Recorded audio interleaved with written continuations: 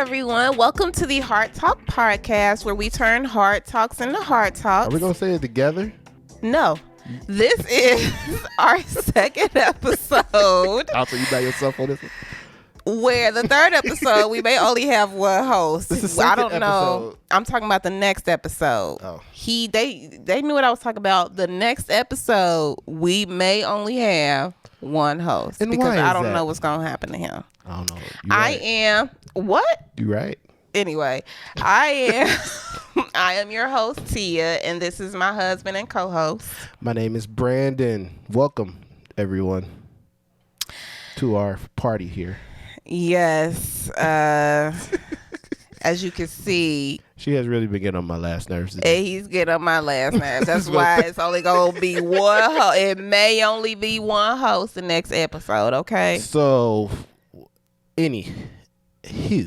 Anyway. Anywho. You don't even like when I say that, so you get to I say said it. anywho. It's the same difference. No, way is spelled W-A-Y. Who You is see spelled this? W-H-O.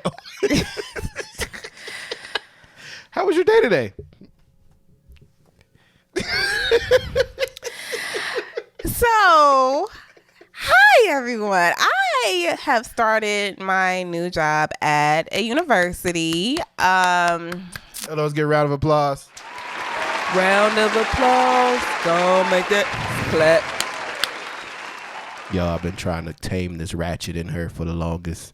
It just keeps making appearances. I don't understand what's going on. I've killed it multiple times. It's like Michael, What? like Jason, like Freddy. Like you could just keep First, you killing it, can't always comes kill. back. You can't kill the inner Tia. Okay, she's always in there. She Ratchet just, is not inner Tia. First, I don't say ratchet. We say ghetto. Ratchet is the new generation word. Ghetto is what you see it like, when I was younger, and that's what it was called, being ghetto. Right. Being a freak elite. Look, Right. that's they basically did bring out that word. Anyway, no, so yeah, this week is my first week in my new position. It is overwhelming. Because it's just a lot. Turn my Just phone off. learning. Please turn your phone off. Thanks for saying the same Co-signing. thing. I just Yep. You said I'm going to. I said please do it. Whatever. Please.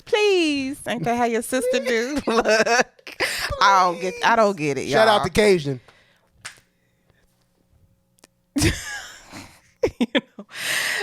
Anyway, because we keep on our own little song. Yeah, it's just a lot of learning, and it's very different from what I'm accustomed to doing. But I can adjust, if you will. It's different. It's new. It's smooth. There's actual processes involved. It's just very, very organized. And they know what they're doing. So basically, like, they already have their processes and procedures, and I'm just sliding on in. That's perfect. It is perfect for somebody who doesn't want to have to create a whole new procedure for stuff. Like, That's really awesome. yeah. So, and then, working in the state of Texas, working for being an employee of the state of Texas. And I think it's with our education systems. Most of them, let me say that, they have really good retirements, and they have really good health insurance. So, Which is another awesome. yeah, I basically get the same health insurance as some, I think it's some doctors that are employed at the universities too. So, and I mean like actual medical doctors. So, Swag. yeah. How was your day, husband? It was cool. That was not. I think I spent majority of the day editing and trying to, editing and helping Y'all Feel Me the Poet with her release of her new piece. Go check her out, you guys, at Y'all Feel Me, which is Y, capital Y, well, ain't capital Y, it's YHPHILME on Instagram. Check out her new piece. So I just been kind of editing that. Yeah, he's the production company, y'all. Walking Light Productions. Walking Light Productions, yo. And we just starting off, yo. So it's gonna be I'm excited. Yeah. We both actually are excited because it's a whole thing. God is really moving and doing some things, and We're excited for what he's about to do. So y'all just continue to pray for wisdom, for enlightenment, and for us to stay grounded in what I believe that, God has called us to do. So excited about it. So just thank you for your prayers. We need it, Yes, we do need it because, life. So it's time for this segment, Breaking the Ice. I just want to point out that he was like, why don't we ain't got to call them segments, we could just go ahead and flow into it, because I don't want us to, have a structure. And then we don't. I like that we don't have a structure. We have structure, but it flows. It flows. But you But I just broke wanted the to do flow. that because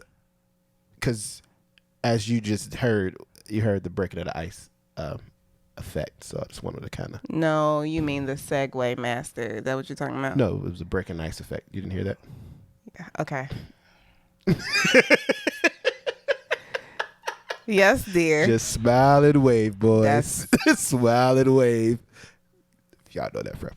All right, so get off of me. One of the today for breaking the ice. I guess the question I have for you today is, everybody's been seeing this whole Colin Kaepernick situation with the NFL and everything like that. It has gotten to a weird spot. It kind of has me in a weird place because I understand both sides of it, from the NFL side and from Colin Kaepernick's side. Not what he did before, but just what happened recently last weekend. But since Colin Kaepernick kneeled, again, he kneeled to bring awareness to police brutality and, black people being killed.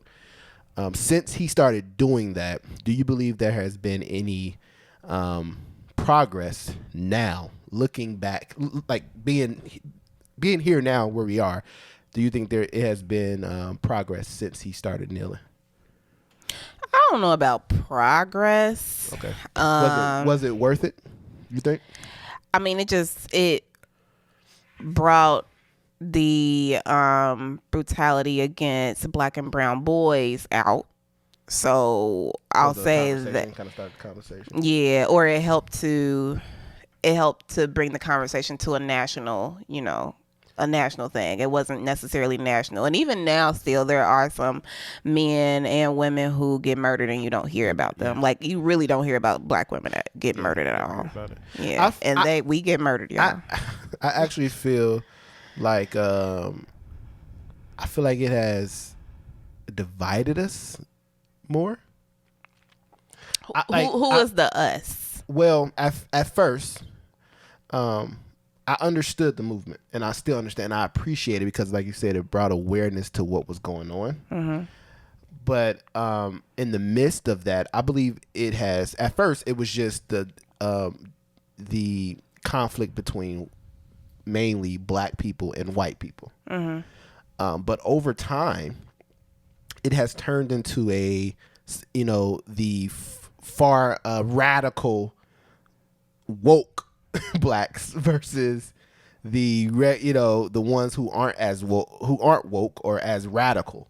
And so we argue about, is it, this, I think sometimes it gets too intricate and too complex, and I know some of it is like extra. To me, it's just extra. So I feel like it's at first it was just between white and blacks. Mainly, I believe personally, and this is just my opinion, when the president of the United States, when he kind of talked about what Colin Kaepernick did, it kind of brought a negative attention to what it was. So nobody understood what he was doing. They just said, you see him kneeling, he's disrespectful, and not knowing that. Which it wasn't disrespectful until he started doing it, because you looking at other pictures or other people in the military, all of that, when they kneel, it's a sign of respect. Yeah. So even when kings and queens, like when they had servants coming up to them or people in their kingdom come to them, the first thing they did is bow. Yeah. It's a real respect. And a military. A guy in the military told Kaepernick to kneel, because at first he was just sitting down. A lot of them were just sitting down. Mm-hmm. So my opinion is, I feel like it has gotten, at first it was a great movement, but I feel like it's gotten clouded, and it's a little bit.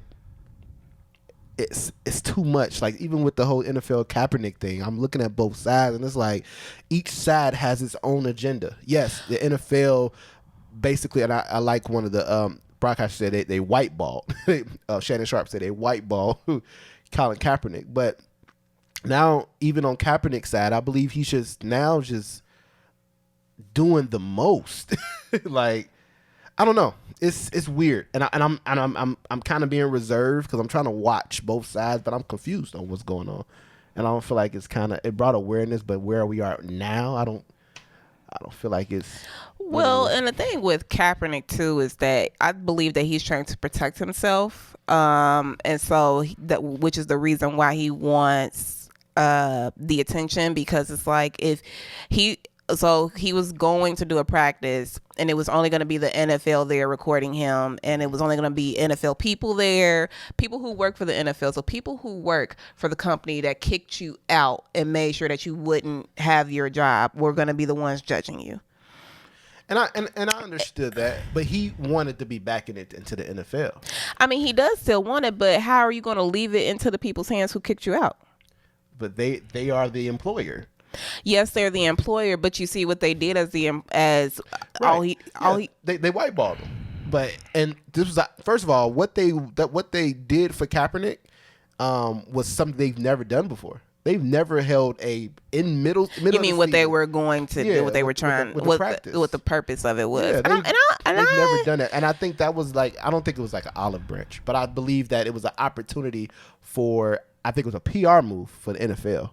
First of all, but also, and plus, since Jay-Z is, and people don't think Jay-Z's involved. Jay-Z has a little bit of a connection to what's going on, but I feel like when it comes to Colin Kaepernick, he knew about this. He already knew what he was going to do before, because he called like 2 hours before the workout. He called it off and switched it to another. But why did it take him until 2 hours before? Is what I'm saying. Like, did he know? He knew about this. It was a week long. No, but like it was something with like the liabilities or something in it that he didn't. I don't know. Yes, it was that. It was it was like it was some added stuff. So if he after the workout he didn't sue the NFL because he didn't get a job. So that's basically was the asterisk in there, and he couldn't use his own video crew. But what happened was, but he knew about this earlier in the week. So it's like, why did you wait until 2 hours before it happened? Did he say that he knew about it? Yeah, he knew about the workout. No, I'm talking about that he knew about what you just said. What about the lab? Yes. Yes, he got the contract earlier in the week. Okay. So, but he can't. But to go to another site on a Saturday, which was a high school, and say, okay, we're going to this other high school. He already had to have that high school already called and set up. I know we're going a little bit long, but I'm saying, but it's just, it's a real, it's a topic that is bothersome to me. But yeah, so I just feel like the situation really.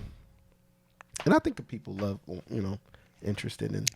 Well, Colin's transition through it all is, hopefully it turns out well for him. I know that it's hard going through. Well, I mean, that may not be what he needs to be doing anyway. Like, not that, yes, that may be what you want to do, but God calls you to do what you need to do, not what you want to do. And only the few get to do what they want to do, and which is what they need to do. So that's what a lot of want to do, need to do. I know, but like, did you understand it? I think so. Basically, if him playing back in the NFL might not be what God wants him to do. Yeah, he might need to be doing something. We're supposed to be doing something else. But which he did. But I feel like he's shooting his own self in the foot. It's like you want to expose NFL, but then it's like, but you want them to give you a job too. It's just weird. I don't know. It's just weird. So yeah. So that's my he just shouldn't have really lost his job in the first place. I totally agree. But anyway, so just like Colin's transition, we had our own life transitions when it came to things. So look at her. Sorry. Right. Segue queen over here. So anyway, we have our own you gotta give life a pause. transition. Segue queen. Sorry. Do I do that? No, it's okay. You'll hear it. So anyway, we had our own transitions, if coming from 2012 to 2019 now, I guess, is really what we'll be going through. And it just all starts with us being two kids, children in Not college, children, but, little kids. I had basically been living by myself for a few years at that point, and I still didn't call myself grown.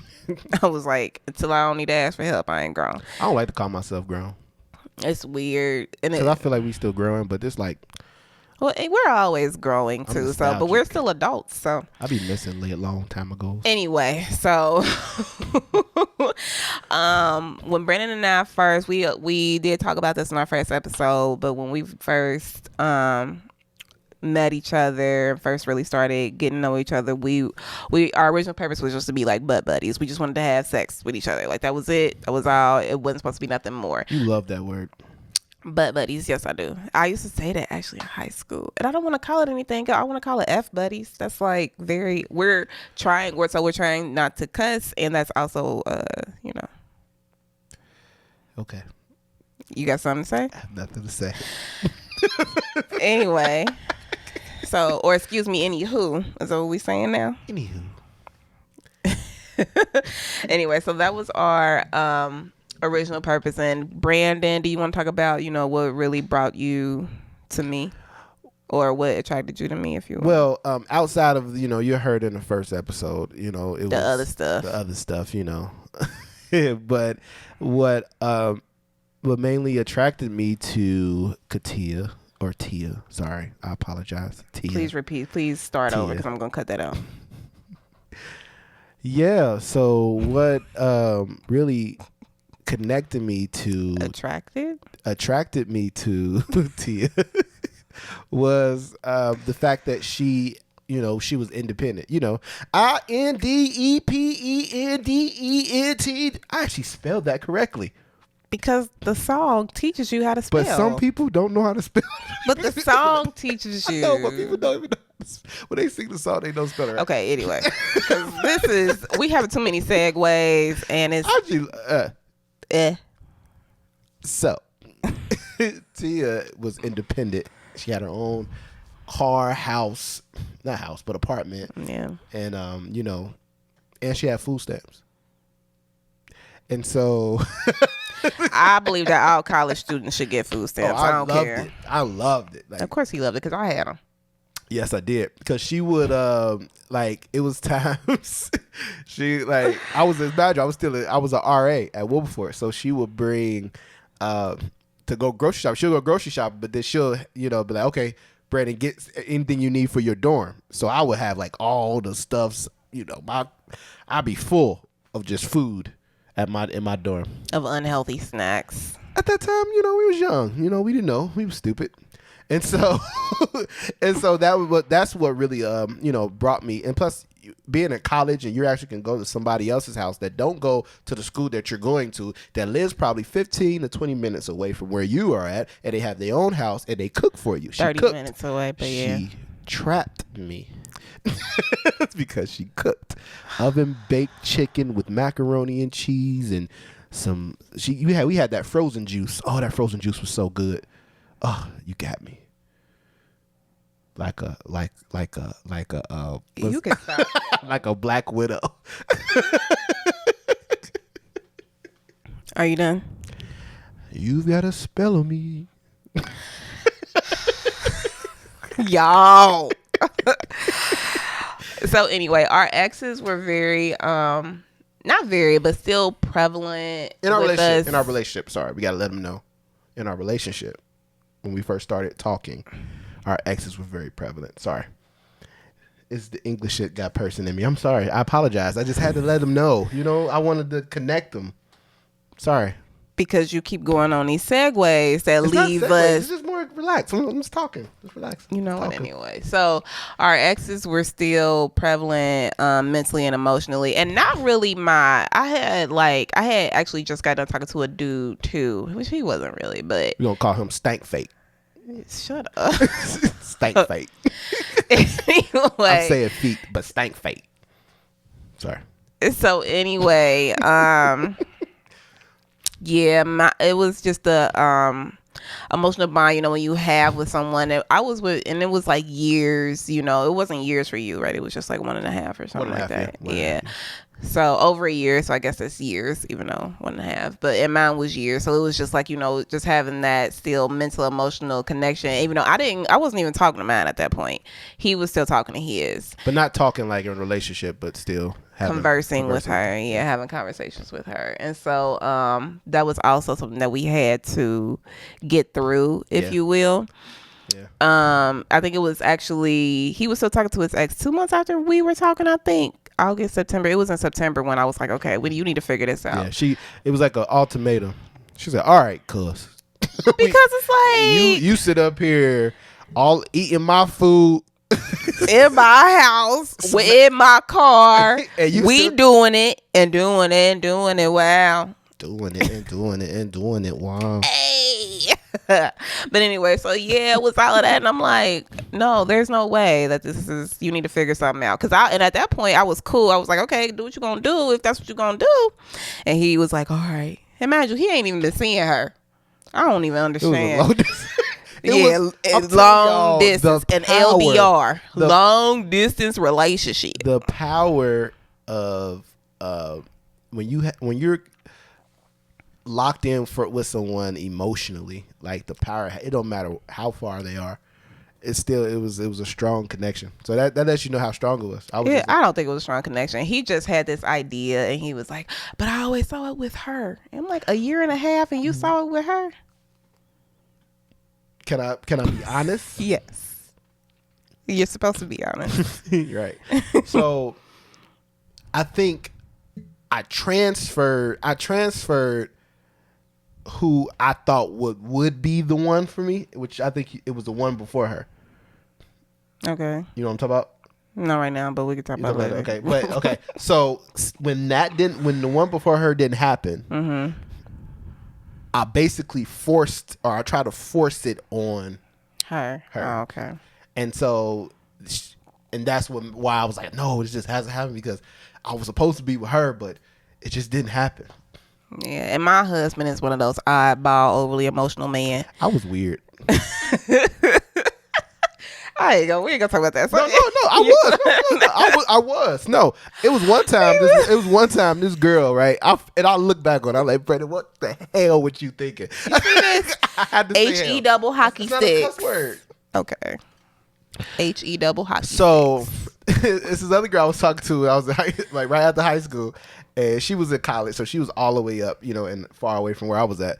And she came down, and we was downtown, and she said, "Yo, we got to break up," and I would start crying in front of her.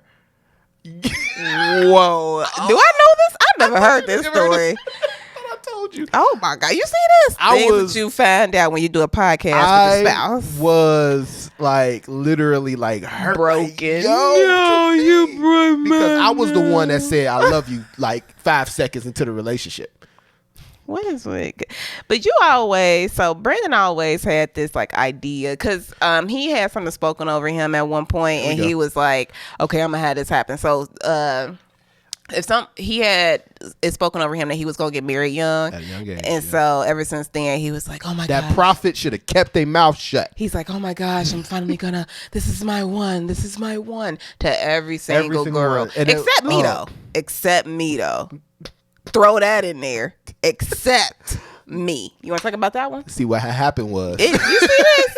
So we're not even. So anyway, I had a different expectation on my life, just like Brandon had a different expectation on his. We're going to wrap this around back into the episode. So for me. You're still in the episode. Back into the podcast, and we're supposed to be focused on. That's what I'm saying. So. I hate chains and guardrails. What did that have to do with? Oh my gosh. Okay. So my expectation. So women live on we have time clocks, right? In the sense of like, okay, I got a schedule. This is when I'm gonna get married, so I can have some kids, whatever, blah blah. And even now, thank God, it's being broken. Like it. Of course, I'm 28, so now it's like being broken when I'm already married and all of that. But even still, it's being broken so that women don't feel forced to, be in relationships or have kids or, have that dream of a house and all of that. It's okay to take the steps out of order, if you will, for just society. And that's how, and it's good because I think that it doesn't force you to feel like if you're a failure if you don't have, that relationship or those kids or anything like that. But for me, I was still living on that, I want marriage, I want my master's, I want my baby, I want, vacations and house and all of this. And yeah. So, Oh my. that was my thing. Whereas yours was more financial, right? Yes, I think like for my time clock. Yeah. I think my time clock was mainly. I think it was financial, but also when I think about it, growing up, like I had this. You already know. I think I told you this. Like I planned out my whole wedding. I basically built my house from the ground up. I had conversations with every girl I talked to about it. And so my mind was already like, I was a hopeless romantic. That was on level 100. Like it was worse. It was horrible. But I think that's where my mind was at. Like, it's kind of similar. So house, wedding, life, just being a husband, having a family. Yeah. But the extravagance of it all. And to get the extravagance, it was like, so that's still focused around like finances because who was gonna pay for it all? Yeah, it was. But at that time, I was thinking. I was like, "Yo, it's gonna happen." And so when we really started, when we got together and really figuring out everything, it was like, okay, how is all of this gonna process? Because I think even 6 months into us dating, he had told or 6 months, or I don't know if it was that long, but he told his mom like, yeah, it's gonna be the girl I'm gonna marry, and I'm just like, oh yeah. So Brandon.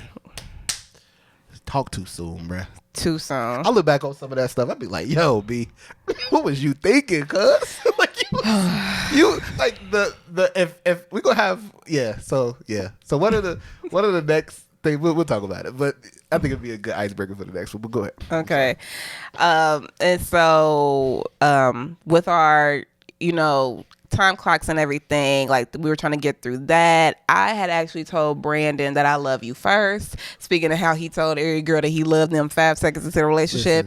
Listen, with every other woman or girl except me. After that one, that it broke me. Like, which one? Wow. What we're not gonna do is come into my life and try to get me all out. I'm just asking which one. The one that my ex that I was talking to. After that situation happened in that situation, it broke me. So why? I became like this. If y'all knew the situation, you would be like, Brandon, come on. like I said, looking back on it, I'm like, yo, bro, like what was you thinking? But like it was bad. Like I started being the thing that I despised. Like I used to hate when guys used to treat girls wrong and just like get with them and just leave them, right? Right. But I turned into that. Oh yeah, after her, yeah. You know what I'm saying? So it was just like it was bad, and it was brief, but it was still like it was so wrong. But she said I love you first. Yeah. For me, I like, yo, I ain't gonna say I love you until you get down to Florida to meet my moms.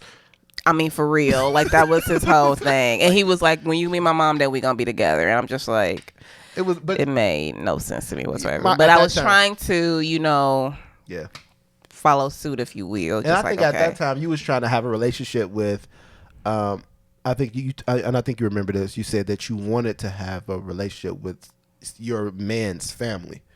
That was one of the big things for you. Oh yeah, and Brandon really, really loves his mom. So I was like, oh, well, maybe it'll be the whole family that I actually wanted, type of thing, like the relationships and all of that. So yeah. So yeah, I think that was the That was the thing. But you know, the family interactions. And after I met and including with that, so with the family interaction, after I met his mom, she's sweet. I think it was just she was going through some things that threw me off. For lack of anything, it was just like, you know, when you just don't understand some stuff that's going on. And for me, I'm very vocal, so if something bothers me, I gotta say it. And if I don't say it, it eats me up. And I can do it and not say it, but then it's like, she could do it now. She had to train herself to do it. Yeah, it's hard because I'm just like, what? Like I was always quick to be like, what are you doing? Like to my family, to all of that, I'm just like, what are you doing? It didn't matter who, because, and I don't know why. It's like, I think for me, it's a sense of like, if I know that you're doing something wrong, at least if I gave you my piece, that if something else happens, I know that I tried to help you as much as I could. At least, or try to advise you in a way where it wouldn't It's have more or gotten to less this than point. advisement. Less of advice, more like, what the hell are you doing? Well, okay, whatever. Is to help you think about your situation, whatever. However you want to put it. During that time, though, we were, you know, she was meeting my family and everything like that. Yeah. She was also doing things that, like I said, looking back now, I would encourage women to not do. She was doing, like, performing wifely duties for me, and I was just a boyfriend. Well, and hold on. So even so my family liked him. Oh, so of course they loved me. I'm great. I'm beautiful. But his family didn't like me. Like I said, I have an attitude problem, so it's I had one. Yes. I had one. So Thank it was God just for like deliverance. I said. Anyway, because okay, I would just play it. You see that? She's about to go in. you know what? Get on my nerves. And so I just wanted to throw that in there that, you know, it was also with that balance because I wasn't used to meeting family members, if you will, or at least not of that nature. Like, you know, you always meet the friends and the people that, you know, the homeboys or whatever, but never like actual family members, if you will. So, and I don't have a lot of homeboys to meet, so, you know, it was pretty much family. But yeah, so he was right. I was doing wifely duties, doing all the cooking, cleaning, whatever, blah blah, and it was kind of like, okay, this got to stop because I don't have time for this. And I didn't even process it until like 2 or 3 years. You processed it probably a few months before I went. Yeah, no, it wasn't a few months. Yeah, a few months before I went. So probably like, I don't think it was a few months. June. May, maybe. June. Okay. Okay. So I can see that. But yeah, and I don't even know why, but when you don't have mentorship into what to do or how to, you know, live, like I would never if I had a daughter, it's like, don't do all of this. Like, cause you're basically giving him everything that he would get after. So by the time you got married to him, like, or basically what's his encouragement to marry you when you give him everything up front. That's good. So, anyway, so we went through our Figure it out. Yeah. Figure it out. Tia, so in the midst of that, like I said, I was an RA at Wilberforce. She, after the first semester of me, after was that 2012? Right? Yeah, so 13 spring. So 13 spring, she went to Spain. Yeah, studied abroad. She did that for 5 months. So when she came back, so during the 5 months, of course, we were talking FaceTime and everything. Just so you know, everybody take advantage of study abroad. It's the best thing ever if you're in college. I went to Spain, France. Wait, I'm talking about when I went to Europe. Though. Spain, France, UK, Greece, Italy. I think that's it. And I went to like a few different cities in those countries. So yeah. To South Africa. Yeah, and I went to South Africa. I studied abroad twice. Yeah. So anyway, so I just wanted to throw that in there. Definitely take advantage of that. Yeah. And so after she came back, I left Wilberforce. And no, you were still at Wilberforce, but we moved in together. Right, but when you left, it was ending. Okay. And while she was away, she was telling me like, "Why don't you just go ahead and go to Wright State? Because Brandon, you really don't want to be." Go ahead. I set it up for you. I gave you the alley-oop. I gave you so you could take it. You know, go ahead. 3. I can't stand y'all. 3 weeks into us dating. So when I first met him, I was, you know, what are you doing? Yeah, I'm going to school. I'm studying English. I want to be a teacher. Are you sure you want to be a teacher? Yeah, I do. Why do you want to be a teacher? Well, you know, I get along with kids and, you know, I can just do it. And I had a teacher that really was inspiring, Mr. Rogers from Princeton High School. Go Vikes. And I'm just like, okay. 3 weeks later, and this was when he was started getting more into his music and really doing the writing and the singing and all of that. 3 weeks later, y'all, I looked at him and I said, Brandon, you don't want to be a teacher. But he actually like really listened to me, and it was hard for him to listen to me at one point, because even when I had asked him to go to Wright State, he had to get the advice of like 2 other people before he even listened, and which I understand, because it's like, okay, is this really a good decision? And he wasn't sure, but that one, he listened to me on the first time, like, yeah, you probably right. and so I listened, and so the option was, would it be smart for me to go back home and then come back up, or just go ahead, we just move in? I move in with Tia, and I could just get, kind of transition in the Wright State. So I decided to move in with Tia. And that's when we realized, shacking up ain't what's up, y'all. Look. I mean, I appreciate it though. I appreciate it. Yeah. But you learn a person quick. Because mind you, if you want to be honest, we spent probably September, October, November, December together. So 4 months we spent together. So technically we only really spent 4 months, or kind of spent like had a relationship, or spending time together for just 4 months. Our relationship didn't start to December or something. Well, I'm talking about just how us being, I guess, talking and communicating, whatever. So we only really, got to know each other for 4 months. So after that, we really didn't know each other. So we really moved in after 4 months, if you want to be honest. And so, because after I came back, we moved right in. So we were still learning each other. Like, we really was still kind of figuring each other out. So it was interesting, to say the least. We had a lot of arguments. Yeah, and it was the little arguments, when you first move in with somebody. Why you leave the toothpaste open? Why you got the toilet open? Like, why you put your dishes in the sink? Because he was coming from the dorm. And then coming from Tia, she also had a mouth. And so she would say, mouth. No, in this situation, she had a mouth. Okay? And so she didn't have a filter. She would say, it didn't matter.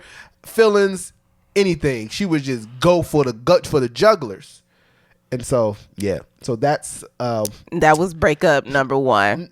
We didn't break up during that time. We didn't. No. Yeah. Oh, well, I mean, we did, but we didn't break up. No. So our first breakup was when I had we had right. someone come stay with us when we was up in Dayton. Yeah. And so we had a few people try to do that, y'all. That was crazy. But Tia didn't want that, but she didn't know how to express it until one day she said, "Get out." Did I say that? I don't remember, but it was an argument that turned into "Get out."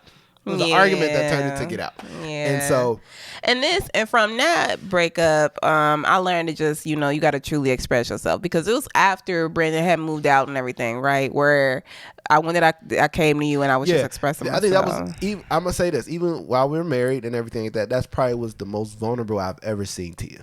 Yeah. Where she was like open, and like she knew she was wrong for doing what she was doing, and she wanted to make it right. Like, she was like, I saw a different Tia. That was a different Tia.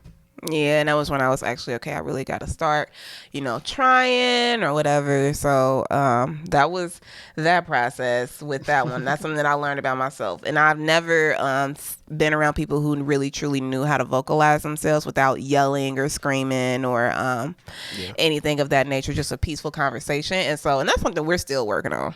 Yeah, we're still working on. That's a process. Yeah. Look, communication yesterday. is huge. Yesterday. Actually, the day before yesterday. Same thing. It's not the same thing. Just close enough. Dang, you just gotta. You see this? Yesterday Anyway. and the day before yesterday. Apartment number 2 are 2 different places. Apartment number 2. We moved in, and it was actually both of ours. Like, that was like our first official place to live. And we loved it. It was a really awesome place. We met some really dope people. I wasn't gonna move for us, but he was still at Wright State. Yeah, I built some friends when I was working and things like that, and we had a really, really, really good time there. We really had no issues there. I mean, of course you had your little spats, but it was peaceful. And I believe that was because we had a 2-bedroom apartment. Yeah. So like I was in, like, of course, the main bedroom, and if we got into an argument, he would go to the little bedroom. Yeah. And we went that from was his 600 square feet to 1,100. Yeah.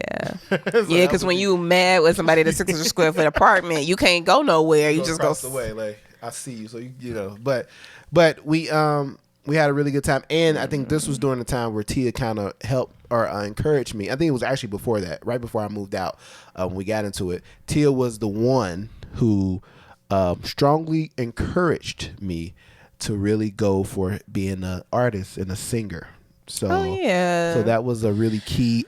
She was really key in that. For Like me. I said earlier in the episode, people who are only the privileged are able to do what they want and it to also be what they need. You know, everybody has something that they want to do, but they can't do it because they, have to do other things like work to get income and stuff like that. So Yeah, so that's why again, and that's why we're trying to set up ourselves now so we can do what we want to do. But so she was a big contributor to that. So during that time, we had our apartment, our new apartment, and I in my room, even though it was my getaway room from her, it had my music stuff. So I was really diving into the music and things like that. So that was a really good time for us. Yeah.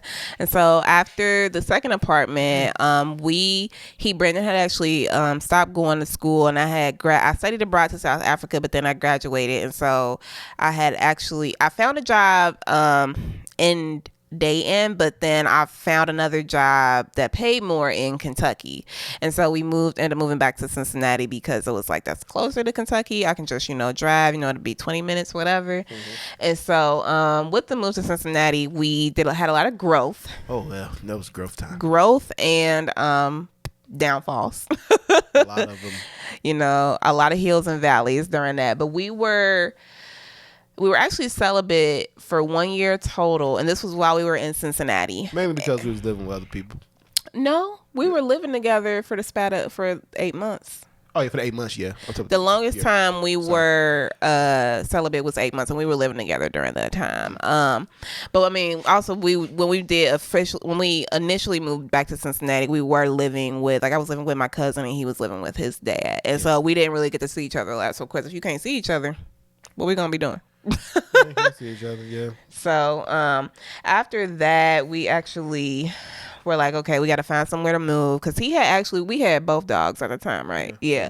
And so the dogs were actually with him and his dad, and he actually wasn't supposed to have dogs at the house that they were staying in. So we found a house for rent where we could, bring us and our 2 little babies there. And then at this time, we didn't even decide to get officially married as of yet, but we did take a love language course in one church and then premarital counseling at another church. Yeah. And that was because we hadn't found a church that both of us were really... both of us, we wanted to go to a church that we both would feel comfortable going to. Yeah. She was going to one, I was going to the other. So yeah, we were trying to figure it out. So we didn't even go to either one of those. Right. We did the other place. So during all of this, we were very different as individuals during that time, and so we wanted to try to figure out how can we improve our relationship, and we knew that we was going to be together and be married one day. So we said, why can't we just take premarital counseling, even though we're not there's no date or anything like that. So, and this is basically our transition. This is when we started like, okay, let's actually start making steps. We didn't even know if we were going to get married. We didn't know anything like that. But I think for me, it was also because we had been together for so long, and it was my time clock. It was after when I was like, okay, why is it taking so long for us to even get married? And I'm not really like big on rings, if you will. Like even this ring that I have on right now, we actually got this at a couples camp at one of the churches that we were attending for a time. And this was April 1st, 2017. So this is like, I would say like one of the days that we got remarried. So we got married August 4th, and then we went to couples camp and got remarried again. And then we're going to get remarried next year too, in 2020 in Atlanta. But yeah, so our transition, we knew that we were different, and with our premarital counseling, we took a quiz, and it actually measured our agreements on things. And I want to imagine during this time we was arguing we were not liking each other. Yeah, like I think we even went to a point where we argued before we went to premarital counseling, and we were just like arguing. We did not feel each other at all, but we were committed because of this marriage counseling. It helped us and showed us what we needed to work on. And so it had we had took a quiz, and the quiz had measures to basically say if you were compatible or not. So it had sexual expectations, spiritual beliefs, financial management, conflict resolution, communication, and relationship dynamics. We failed on everything but spiritual beliefs. Yeah. Everything was literally, everything else was like, you are not compatible with this, you're not compatible with this, but the only And thing I we was compatible in cried. was spiritual. And I had to let her know, like, yo, even though I don't like you right now because we just got into an argument, at the same time, God, like, Yeah, God he is would the- just come up to me like, "It's okay, Tia. It's okay. Like, that's we gonna be all right. That doesn't mean that we not compatible and blah blah blah blah blah blah." And I'm over here like, "Oh Lord Jesus, no!" wasted about 2 years. 3 years. That was years, 3 that's right. years. Look, I'm telling you, that's what was going through my mind. I'm like, okay, I don't know what and we one about thing to that we do. learned there, and this is a good nugget that we got, was Learned. English teacher. You just did English on me. I did. So one thing that we learned was at times, we both growing up, anybody out there, you have this idea and the dream and the desire of who you want that person to, that your Prince Charming, your princess to be, or your queen to be. You have this idea, and growing up, you build this idea up, and it's like blocks. You keep adding to it. Oh, I like that. Oh, I like that. So I'm gonna add this, and you build this person. And in building this person, you try to measure what you have to other people that you're with, and so which is Literally, basically, what you did, putting them next to. Okay, do you have this? match? Nah, you don't have that one. Nah, you don't have that one. And so that can be that could be. It's good to have a preference, but I feel like it can get dangerous when you're like it has to be perfect. Like the lines have to be straight, has to be perfect. And so I think, well, hold on that. Women go through that a lot because I know for me as a woman, like I would do that. So I wanted my spouse to make, my mama had always told me, you need to marry a man that makes 6 figures. It was always, if he can't bring you in 6 figures, then you don't need to be with him. If he can't do what I can't do, if he can't do what I can do, then you don't need to be with him. And that was always, her thing or whatever. And I wanted my spouse to obviously have multiple degrees. And that's actually one of the things that brought me closer, or what brought me to Brandon, because we both were in school. So it's like, okay, we're going to both have our degrees. We're both going to have this and have that. And he hasn't graduated as of yet, and that's no fault of his own. But it was like, it started to get basically my sculpture, if you will, just started getting broken down, like, knocked down. But it was like, and for me, I had to basically change my sculpture or I had to like throw it away, because it was like, okay, does he feed me spiritually? Does he feed me emotionally? Is he there for me and does the best for me when I need him? And those were like the key things that I need. It was also one of my key things was to always have a spouse that was I could see a good father figure. I am a daddy's girl. I always have been. I always will be. I'm thankful that I have 2, and I love them both very dearly. They both have different. They live differently, if you will. One of them is married, and one of them is not. One of them has younger kids. The other one has younger kids and grandkids. The other one just has grandkids. So it's different. And you have older kids. older kids. Yeah. But I love them, and I was like, okay, I need to see that. And my husband hates it when I tell him, but I'll look at him sometimes. I'll be like, you remind me of my daddy. I hate it. He hates it. No shade to them guys, because those are very great guys, but I don't know. But what do when I hear that they remind you of their daddy? But it's like, you remind me so much of my dad. Is crazy. Like, especially Cincinnati daddy. Cincinnati daddy. Yeah. So anyway. So it was. Go ahead. I'm sorry. You said you was, but being that you start breaking down this Oh thing yeah, that you're building up for yeah. so many Look, years. I lost my train of thought going talking about you and how my dad. But yeah, so I had to get away from that, and I think for us as women, that's something that we need to do in order to find someone who we want, who we need for us. Yeah. Like if you find somebody that's bringing in the finances and that's bringing in, has businesses and all of that, but is he there for you emotionally? Is he there for you sexually? Is he genuinely making you happy? Are you feeling joy? Joy is hard. But then you could have somebody who's that's bringing you everything emotionally and giving you everything that you need, but they're not ambitious and they're not they're not trying because to they're content. And it's like, it's good to have those expectations. Guys, it's good to have expectations, but you just have to meet, have realistic expectations. Like if you have somebody who is like, of course you date them to see, okay, how this really is. So if you meet somebody who doesn't want to, go out on a limb or whatever, if they know that you like doing that and they do that type of stuff for you, then that's good. Like, who cares? Like, as long as he's able to take care of himself, and that you guys are able to come together and make a glorious kingdom. Yeah. Okay. And if glorious life. If she's, you always want a woman, because a lot of some women out there that aren't ambitious, and then there's men out there who aren't ambitious. You always should get with somebody who always wants to.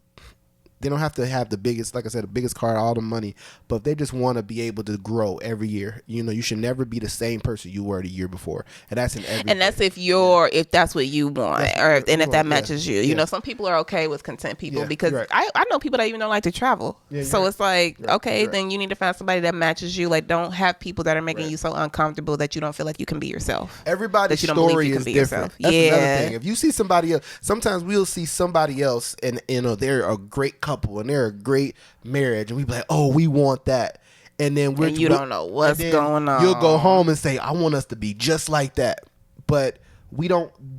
Our puzzle piece don't fit the way they puzzle piece fit. You know what I'm saying? So we sitting here. I know y'all remember when you put the wrong piece, or you try to put a puzzle together, and you put the wrong piece in the section, and sometimes people will force it in there. That's what you try to do with your relationship. So you want to match so much that you just try to force it in there, and then the relationship just kind of falls apart. So it's key that you make a relationship what you want it to make it. And for those who are believers, God is the captain of any relationship. Literally, if to have a Kuna Matata life, it means no worries. but only if you have, for the believers out there, if you have God, oh my God, Kuna Matata for the rest of your life. And so, and for your relationship, so just remember that, like, just because your piece is not like their piece, your piece is very special, and who you're with, who you try to be with, it's going to be what is perfect for you. Yeah. So and just remember too, it's not fair to hold people to expectations that that was not set or that wasn't discussed. Like, you can't sit here and say, I thought you was gonna cook, and they look at you like, who told you I was gonna cook? When did that happen? Like, that's unfair. So basically, just make sure that you know what you're getting into, and then to just don't go overflow with it, but just like submerge yourself in it, if you will. So I think sometimes a person will have an idea of what a person is supposed to be, and they never tell their the person that they with, and so at the whole time they're saying, okay, I want them to be like this, and they never communicate that with them. But then when something happens, they get into this big argument. Then they cast all that on the person. They cast all that on their person that they with, and the other guy's person is like, wait a minute, like, I never knew you even wanted that. Yeah, and it's good to have those discussions. Like, okay, so what is it that I can do or that we can do to make our relationship better? We have those discussions. I bring it to him to have, but I'm just like, okay, what do you need for me to do? I do the same thing to you too. I bring it to you. You bring me something to talk about. You don't bring me like those open discussions. You'll have a specific topic. We're gonna talk about this. Yeah. Look, but counseling really helped us learn a lot about each other. Topic. About each other. You have to tell them we about to flow in. Go ahead. You got to transition. You know what I'm saying? We learning, y'all. I'm telling you, she gonna be a master at it. Segway master. Soon.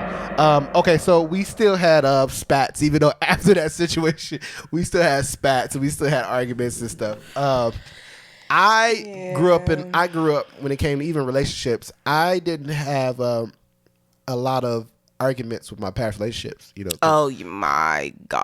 I was a good person. That's because all of his relationships were LDRs. Okay. First of all, LDRs. I never met a woman who was close face to face. No, I had arguments with people, but I was able to navigate. We was able to come to an agreement. If we didn't, I let it go. We moved on. With this lady right here, it was. Oh, I'm gonna let you know. Okay, I'm gonna let you know right here, right now. It is so crazy because it's so funny today. So she used to get me all the arguments that we've ever had. Right? She used to kill me. So we would get into arguments, and she would get me every time because at the time of the argument, I didn't know how to rebuttal. So like I knew how to speak and be very intricate in my words, but comebacks was never good for me. I never knew how to come back. Oh my gosh, talk about the arguments that you had. Your one comeback. Oh yeah, so back in the day, they used to get me like bad. Like they used to talk about my head and stuff. Because he got a huge head, y'all. And he used to be this big. And so they used to be like, yo, you got a 5 head. Or your head, you said, yes, sir, from here. They'd be like, yo, my only comeback was like, yo, you little tickle me ammo looking mug. That's all I had. That's all I had in the arsenal. And so if they didn't laugh at that, it was all, I was like, yo, this is it. That's all I got. So she would get me every single time. Oh, and so it took literally years. Imagine we became we met in 2012 2019 earlier this year we was arguing, right? And it was funny. We was going back and forth, and I literally for years I've been studying her. Like I was like, okay Mike, 7 years. Okay, Mike. I had to study her and learn her. It took all them years, and she said something, and I went off. I said, he was like, no, because this is what you about to say, and I know you about to say this, and you about to do this, and I'm gonna say this, and then you about to say what, this, and I couldn't do nothing. Because the jig is up. The jig is up. I got so weak, and I was like, you don't know me. Yeah, that's all she had. She couldn't say nothing else after that. But it took long. Okay, so during the time we was arguing, she would be killing me. Like, so we would have, just it'd be crazy. So the arguments really got really bad even after the marriage counseling. It got really bad. And so March 2016, we literally, I think in my interpretation, we broke up. Because I remember we had a big argument. Sorry, I didn't mean to interrupt you. I remember we had a big argument, but I didn't think we were broken up. Like we were sleeping I was sleeping in the main bedroom. He was in the other bedroom. This was a 2-bedroom. We made sure we know now to always get 2 bedrooms. Now 3. Shoot. Oh yeah, that's our son. But yeah. So in my mind, we weren't like. But she didn't show not that. together. Yeah, we weren't talking or whatever. We weren't talking at all. But for me, it was like, okay, we just need our space. Like, I mean, you're there and I'm there, but we're still cohabitating. We're still together. We're just not. We're not in agreement right now. We're basically not on the same wavelength. That doesn't mean we're not in the still same water. We're on the same page. Yeah. We're not on the same line. But so you see, this was her interpretation, but it was never explained. And I had issues with that. We did. Both had yeah. So my interpretation was, we out the water. We out it the wasn't water. No we. He was out the water while I'm over here swimming. I was out the water. I'm like, yo, I'm setting myself up. All right, I'm living here. Let me go ahead. I'm over here still going downstream. I'm sitting like, like, that meme with Forrest Gump. And I was just like that because I was done. I think I was tired of the arguing. I was tired of, I've never been, like I said, I've never been in a relationship where it was just always combativeness. Mm-hmm. And he was even. I do remember. I think was this when I saw you. You was messaging the girl. Yeah. He was messaging some girl, and that's actually what started the argument. Yeah. And I was just like, "Why are you doing this?" And he's like, "I'm not." Man. Don't try to get us out of here, though. I ain't gonna let you just come at us like that. Don't think you're flirting with her. Have your girlfriend or have your wife look at the conversation. Yeah, you most likely you're flirting. Like, I look back on stuff like, yo, bro. I know I said this probably 3 times. This probably was a call, yo, bro. What was you doing? and he don't even like you see, he went alpha on me the last episode. Stop calling me bro. He don't even say bro. I'm talking He to says, self, though. I'm talking to self. You don't call yourself bro. In this situation, I'm like, yo, bro, what was you doing? And so, but during this time, I thought we would broke up. So I was setting myself up mentally to basically be done with Tia during this time. Mm-hmm. But she did another one of her moments where it doesn't like it's going downhill. She'll pop up.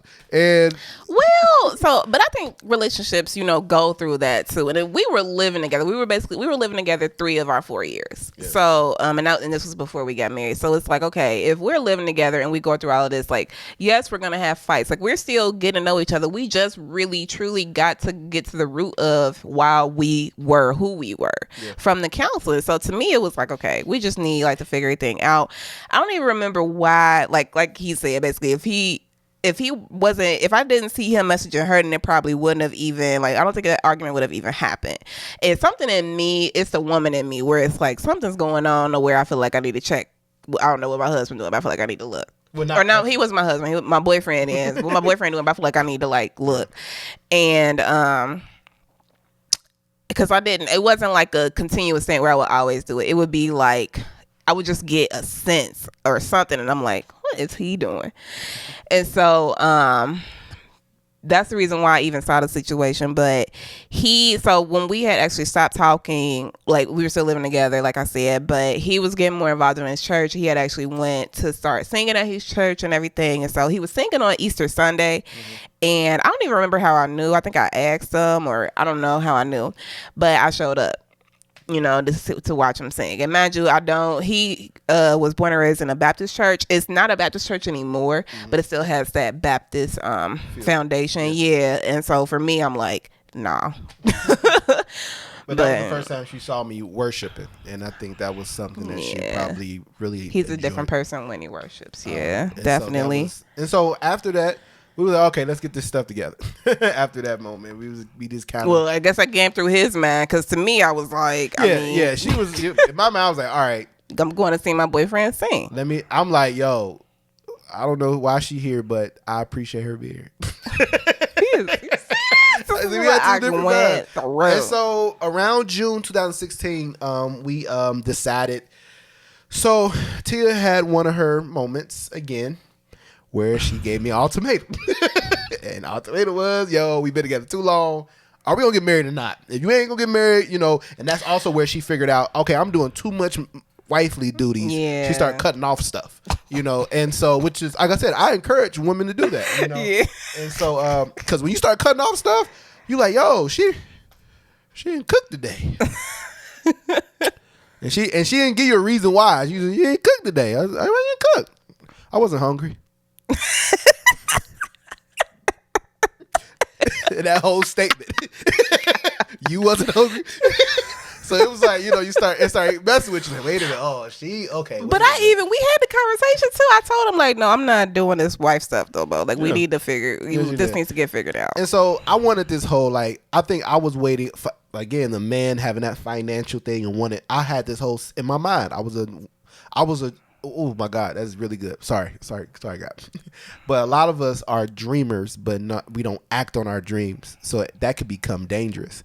So I was always a dreamer. Like, I wanted this whole extravagant, will you marry me moment, And so I was like, okay, I just got to build up the money to get to that, But it didn't seem like an end or a destination was near, And so it was just kind of like, okay, Tia, like, what are you doing? I don't care about none of that. Like, I just want to get married, And of course on TV, all you see is people, the whole marriage, wedding and everything like that, and the big rings and I wanted all that. But Tia was different from any other, of all of that. It was different. Again, having this growing up, having this idea of what you want your person by sculpture, Of course, she wants this and that, and she was totally different from it. So I had to break my sculpture down, and literally, and Tia was literally molding and showing me what a wife was supposed to look like and who she was for me, which was great. And so I went upstairs one day, and I went into her. I said, "Yo, so you want to go get married?" Yeah, I said it just like that. And she but she was shocked though. You was shocked. I was She was like, shocked. "What? Say it again." She always like, "Say it again." I said, "You want to go get Did married?" I hear that correctly? And so we, our original plan, of course, you heard it. If you go check out the first episode, we was gonna go get married at the courthouse, but we didn't. Yeah, and that was because my family was just like, no, We're gonna have a whole, that. and it wasn't big, but it was nice. It was nice size, and nice intimate. size. Yeah, I liked it. It was that's more of us, and I even think if we had a vow renewal, it would still be like that anyway.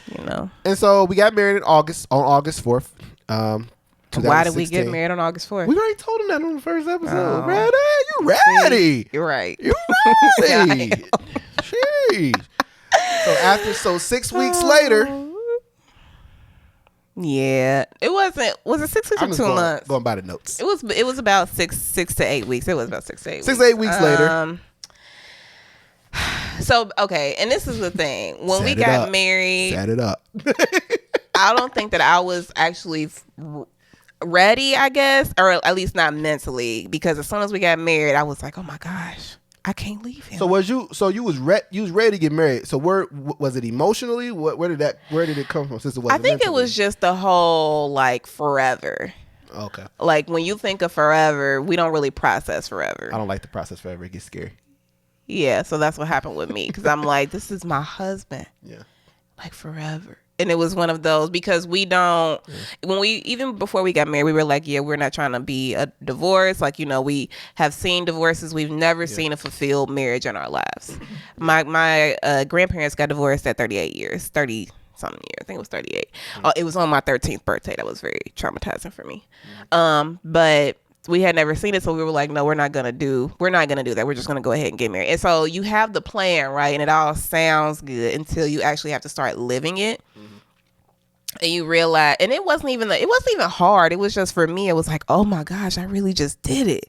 And so I started freaking out. I would just start having spats with him over everything. Reason. And y'all, he actually changed. Like he was 100, 360. Yeah, like he changed, and I wasn't expecting that. I was confused. I was sitting there like, yo, like, and mind you, why are we having these spats? And I'm fast forward, and we was in the Burlington parking lot. Yeah, Burlington. And Coat so Factory, yeah. like she came to me and said, yo, I want a divorce. And I was sitting there like, yo, wait a minute. Like, and in my mind, literally I cut everybody off, for her. Literally like all those connections, it was severed. So in my mind, I'm like, yo, I just like gave it. I already was reserved because of what I went through when I was, my prior ex. And so now I'm invested. Exes. And so now I'm invested in someone who now I said I do to. And now you're saying you want to divorce me. And our wedding was beautiful, y'all. I don't know where it came from. And now you're saying you want to divorce me. So as the man, I was hurt. Like I was angry and hurt. I think that was probably the second time I've cried. And I don't even remember him crying. He said he's crying. I'm over here like, but I didn't see no tears. You was first of all, you was cold. You was cold, stone cold. Did not care what was going on. I remember, yo. I was sitting there like, yo, this. I was hurt. Like, yo, I just said I do to this girl, bro, and she like, what are you doing? Like, I was hurt, but she was stone cold, and I was sitting there like, I was literally like, so you just gonna say like it's over? Yep. Yeah. I was just like, I didn't know emotion. Yeah. So when that happened, he actually called our aunt, and our aunt was like, I rebuke this in the name of Jesus. The enemy is not gonna get y'all. Y'all gonna come over and we gonna fix this, because this is not what's about to happen. Yeah. It was so crazy. Yeah. Thanks, Auntie. And because of her, because we're still here. And I think God put them in our lives for a reason. Our aunt and uncle. Our uncle, because if they weren't there, I don't know. I don't think we would have made it, honestly. And that's sad because you know, you would have thought we had some type of foundation on that. But I believe it was just we had one. I look at it as so we went through all the training before, right? Mm-hmm. I just think we had to go through one more training to get us to where we needed to be at as a couple, and that was like the last. God had to take us through one last hurrah. Maybe. You know what I'm saying? To get to where we at, and that's why I look at that as. And again, thank you. You know, thank God, thank our aunt for being there. And it was also, I will also say, like, after we got married, you know, the people that we invited to our wedding, they were, we told them we asked for them to only wear certain colors because we wanted them to be on our wedding party. And so it was like, everybody who's there should be able to cover you and cover your wedding and be there for you and all of that. And it was hard because after the wedding, of course, and it's like, people don't really speak, you know, it's like only for big events when family really comes together. So we didn't really have anyone that we could go to. And so if it wasn't for like he said, if it wasn't for our aunt and uncle, I don't know. And it's like, and since then, I think we still have our aunt and uncle, have my other aunt / cousin / mama. And then, you know, it's some people who are, you know, who are still like prevalent in our lives after our marriage. So because of that, we got ourselves together because of our aunt, and we had makeup sex. Well, pause on that. I didn't kiss him until like maybe 2 to 3 weeks later after this because I didn't want any physical contact with him. No. And so, you know, as a man, yo, I was going through a lot. Right? I just thought of it. You bring that up. I just got mad. Like I just want to punch you in your arm. Don't punch me. You know what? We're gonna talk about this too. Let's talk about something else. What? Because you about to talk about you about to punch me. You better call me valid. I was about to say Don't that. You better tell them the truth. You was about to say you was gonna punch me because because of the withheld sex. Just no, not withheld sex. Just thinking about that time. It was just like it was so much hard. going on. Yeah, and I didn't do anything. Okay. I won't. I ain't got nothing to say then. I bet you don't. So we got ourselves together. And we had sex. Yes. So we had sex with no protection. And one of the methods we used was a pull-out method. He didn't pull out. And that's what... We also were using the calendar method. Yeah, and the calendar method. I love it. It actually works. But he's just still scared of it. Yeah, I'm for the scared. most part. Yeah. I'm very scared. But it works. Well, it works, but for this situation... But I wasn't looking at it until after. And then I was like... Oh my God. So that's when Solo came. Yeah, I am Solomon J on IG if you want to follow him. And so Tia got pregnant. Yeah. And then I think it just helped me to put everything in perspective because it was like this was everything that I wanted. Like I wanted my husband, I wanted my family, you know, and I think it was hard. It's like I said, when you've never seen something and you know what you want, but then you finally get it and then it's like, or not even get it, but you get half of it at least, and it's like, do I really want it type of thing. Yeah. And like we were young. We were how 26? 25. 5? You was 25, I was 26. I was 24. 25? No. I was 20. I had Solomon at 26. Okay. So I was 24. Yeah, listen, after 25, it gets blurred. 25? I don't know. Yeah, it's somewhere around there. So anyway, but I'm trying to figure it out. But so anyway, it helped me put everything into a new perspective. And I was like, okay, like it's a good thing. Like family over selfishness. Yeah, I had to choose my family over me and what I wanted. Like I love to travel. I still to this day love to travel. I would drop them two in a heartbeat. You saw what was my question in our Breaking the Ice on the first episode. You saw what I chose, and that's exactly what I would still do. Drop both of them in a heartbeat. Bye-bye, and I'm gone. Horrible. And so she was pregnant. And while she was pregnant, I believe I was a great husband. He was a great husband. The only thing that I had to be very zen. I was, because she told me that her family. This I haven't heard it before until I met her. So if you're mad at somebody, then they're going to come out looking like the person that you're mad at. But I didn't want her to go through, a lot anyway. Oh yeah, because I look just like my granddad, y'all. So my wife is type one diabetic, and so I didn't want her to go through a lot during. It's already a lot of stress in that. So I was trying to be the best, supporter and husband that I can be during the process of her being pregnant. The only thing that I regret, and it was personally for me and what I was going through mentally, and like I said, I was all new to it. Was I didn't have sex a lot with Tia while she was pregnant. No, and if you haven't been pregnant, wait till you get pregnant, or don't get pregnant unless you got a man who gonna give it to you. Okay, because look here, I was like, what in the heck? And then I would be watching porn and he gets mad, like, why are you watching porn? I'm right here. You're not touching me. Why you was pregnant? I don't remember you doing it while you was pregnant. Yeah, you had caught me when you came to the bedroom and I had it on. You were in the living room. You was pregnant? Yes. I don't remember that. I remember that. And it was because it was also on the bad bed where I couldn't move. Could not move, y'all. I gained 50 pounds up and 50 pounds dropped after 2 weeks. It was all water. But anyway, and we'll get into some of that, she mentioned masturbation and things like that. We'll get into some of that some later, episodes. yeah. So look out for that, because that is a really good, It'll be a good episode. So yeah. So she had the baby.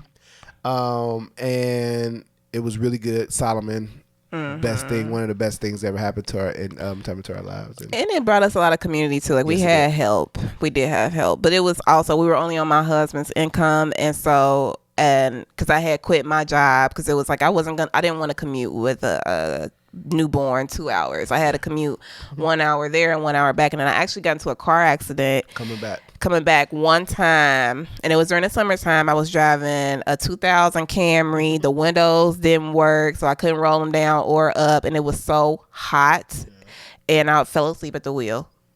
So and it was like after that I was like, okay, I can't keep doing this. And that was when we was down. I think we was down on one car during that time. Yeah. No, we had both of them, but then after that we went down to one car. Okay. Yeah. But anyway, so after we got married, and after having Solomon, it was like, okay, I waited about 6 months and then I started looking for another job. I couldn't find anything in Cincinnati, or I think I started at like 5 months because I was like, it's going to take a while for me to actually get one. And so couldn't find one in Cincinnati. I found one in Atlanta. So what you do in between that though? Stay home with our baby? No, tell people what you did. Which I was shocked because I was like, oh, wow, this is a growth moment. Like, I've never experienced this as a husband. What? You asked me if you... Oh, yeah. So right after that was right after we got married. Well, no, when you couldn't find nothing in Cincinnati, you asked me if you could start looking outside of Cincinnati. That was right after we got married. Because remember, that was when I was initially supposed to move down here. Yeah, you're right. So anyway, basically, we backtracking a little bit, but when we first got married, like right after we got married, I had asked him if it was okay if I moved out of state. And that was because it wasn't just a me decision anymore. It was our decision anymore. Mm-hmm. My husband's the head, I'm the neck. I help him, show him where we need to move. So, and he said yes. And so that's when I started looking. And that was actually initially when we were supposed to be moving to Dallas, but the organization that I was going to be working for, they lost funding. And that's also when I got pregnant. Yeah. And so it was like, okay, God was just like, yeah, this ain't the right time. Yeah. But after having Solomon, we ended up moving to Atlanta. And I think this was God just leveling us to the point to be prepared to move to Dallas. Level up. Because when we were in, Atlanta, we still had family, and then my son was around. My biological father, they have a great relationship. Paw. Yeah. Some blah blah blah. Paw. It's like, bro, can you stop? Like, not asking me, you want to call Paw? Or he'll say or he'll say yes. And then we call him, and then he just ignores him. I'm like, I don't understand this. But a recording, he will watch all the time. Yeah. But my dad, wants that interaction. So, but anyway, that helped us because we had a little bit of help with our son. It wasn't too much, but it was a little bit. And then we were able to feel like we actually had our own, to an extent. And then so to move to Dallas, I was traumatized mainly because I left my friend. Like, I have a really good friend in Atlanta who is basically. she's basically my best friend at this point. At this point, yes. Yeah, like I don't have a lot of people. I don't. She's probably the only person that I converse with at least once a week, and if not more, I try to text her more than that. But yeah, yeah, she's definitely somebody that is instrumental. I think I'm big on that with her because I feel like in the past, oh my god, she hasn't had real friends personally. This is personally. I feel like a friend is supposed to be a real friend. Supposed to check up on you, call you, talk, chat about everything, things like that. She didn't have friends when we was together before in Cincinnati. She didn't really have friends to check up on her unless you was ready to go out. You want to go out, or or something else. But it wasn't like, so Tia, how you doing today? Like what's going on with your life? It was always, girl, let me tell you what happened in my life. I think it was always one sided. So with this situation, and she always tries to take up for them. But Brandon, like, I want you to have a friend that's there for you, that prays for you, that's there for you, and we found one. And she, like he said, she grounds me a lot spiritually, and that's also, I think that's what a lot of my friendships are missing. And the people are going through their own, life journeys, if you will. And me, I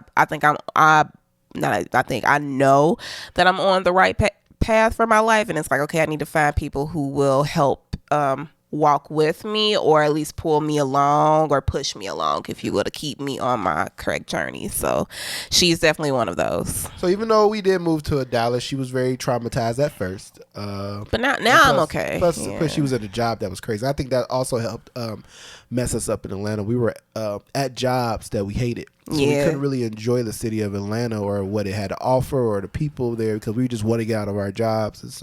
And he didn't see Solomon he would go like 2 days straight without seeing Solomon. I had to get out of that. So now I'm no longer at that position, at that job, and Tia now is no longer at the job that drove her crazy in Atlanta. Then when she got here to the job that brought us here, she's no longer at that job. So now she's at the job that actually is, like she said at the beginning, something that could be beneficial for years to come. Yeah, for years. I am not kidding.